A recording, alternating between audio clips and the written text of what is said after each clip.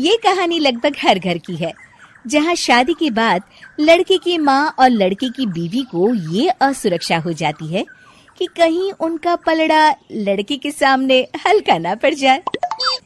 ऐसे में चालाक बहू सास को कैसे देती है जवाब, चलिए देखते हैं इस कहानी में। सौम्या और उसकी सास एक दूसरे से जलन की भावना रखती। दोनों के बीच सिर्फ कंपटीशन था कि आखिर शेखर है किसका। शेखर यानी सौम्या का पति और कंचन बहन का बेटा। एक दिन सौम्या अपने कमरे में शेखर से फोन पर बात कर रही थी। हेलो शेखर, मैं ना आज सारा दिन घर का काम काज करके थक गई हूँ।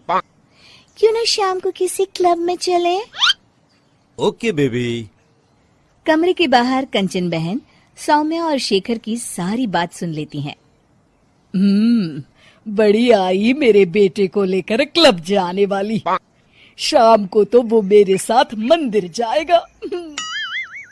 शाम को शेखर जल्दी वापस आता है और सौम्या भी शानदार ड्रेस पहनकर तैयार रहती है।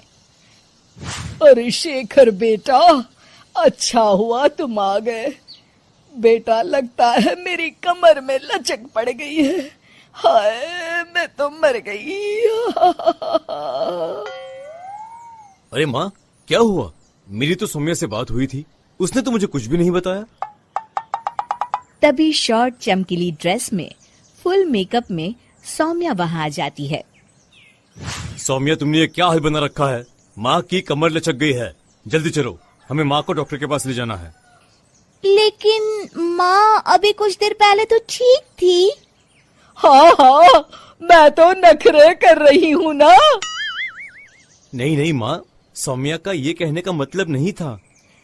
चलो, हम अभी डॉक्टर के पास चलेंगे। सौम्या परेशान सी माँ की तरफ देखती है। शेखर माँ को पकड़कर कार की तरफ ले जाता है कि तभी कंचन सौम्या की ओर देखकर आंख मारती है।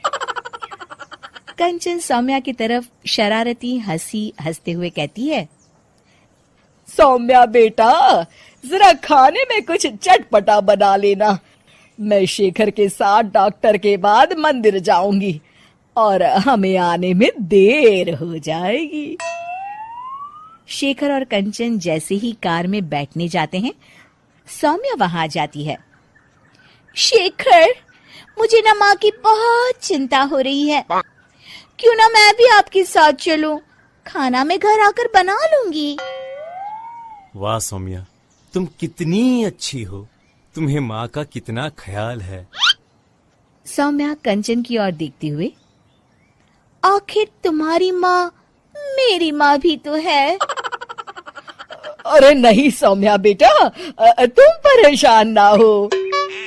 अरे माँ नहीं, सौम्या भी आपके ठीक होने तक परेशान ही रहेगी और उसका मन भी काम में नहीं लगेगा।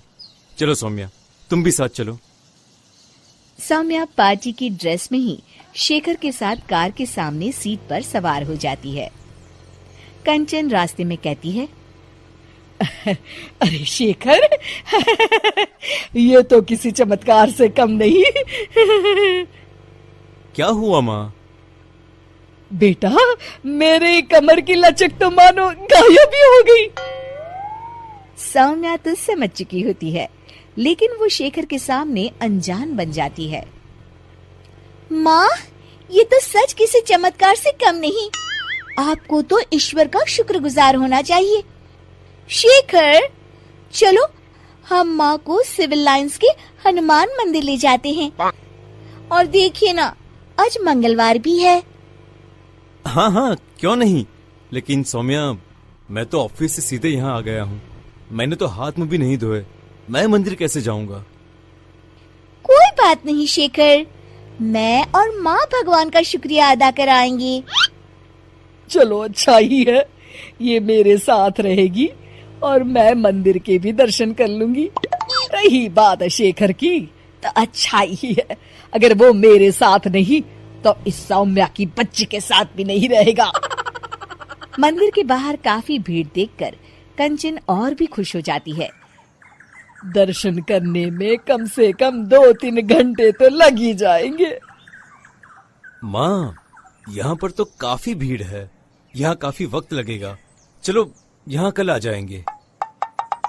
नहीं बेटा, मैं यहाँ से हनुमान जी का शुक्रिया अदा किए बिना नहीं जाऊंगी। वैसे भी मेरा आज सारा दिन का उपवास है, दर्शन करके ही मैं कुछ खाऊंगी बेटा। ये कहकर कंचन कार से उतर जाती है और सौम्या से कहती है, चलो सौम्या, दर्शन कर आए। माँ, मैं तो आपको बताना ही भूल गई, मैं ऐसे कपड़ों में मंदिर कैसे जा सकती हूँ? अरे सौम्या, मैंने तो ध्यान ही नहीं दिया। ये कपड़े तो काफी छोटे हैं, मंदिर में पहनकर जाना ठीक नहीं रहेगा। और बिना दर्शन किए माँ कुछ खाएगी नहीं। अब क्या करें? अरे करना क्या है, माँ दर्शन कर ले, हम यही कार में माँ का इंतजार करेंगे। माँ, अब मंदिर में दर्शन करें, तब तक मैं और सौम्या पास के होटल से कुछ खाकर आते हैं। और हाँ, आपके लिए भी पैक करवा लेंगे। फिर क्या था, निराश चेहरा लिए कंचन मंदिर चली जाती है।